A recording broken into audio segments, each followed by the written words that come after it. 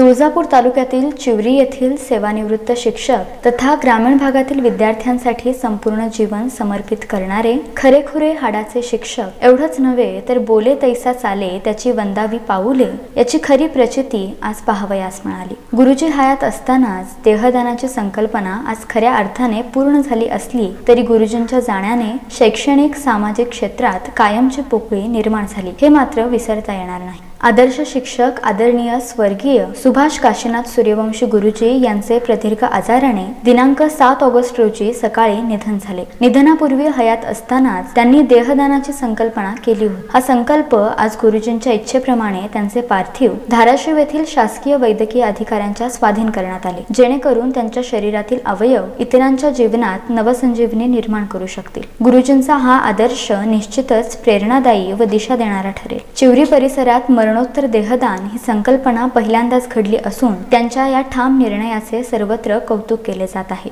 त्यांच्या या मरणोत्तर देहदान संकल्पनेला त्यांचे जिवलग मित्र डॉक्टर अशोक चिंचोले यांनी ते पूर्ण होण्यासाठी मदत केली। मरावे परी कीर्तिरूपी उरावे या उक्तीप्रमाणे गुरुजी अखंड विद्यार्थी व समाजासाठी तन मन धनाने काम करत असत। शिक्षणापासून वंचित असलेल्या निराधारासाठी तर ते दैवतच होते। संपूर्ण जीवन तळागाळातील वंचितांसाठी खऱ्या अर्थाने त्यांनी समर्पित केले। शेवटी आपल्या देहाचे देहदान करून अमर झाले असे म्हटल्यास वावगे ठरणार नाही। त्यांच्या पाश्चात पत्नी, 3 मुले, 1 मुलगी, सुना, नातवंडे असा परिवार आहे।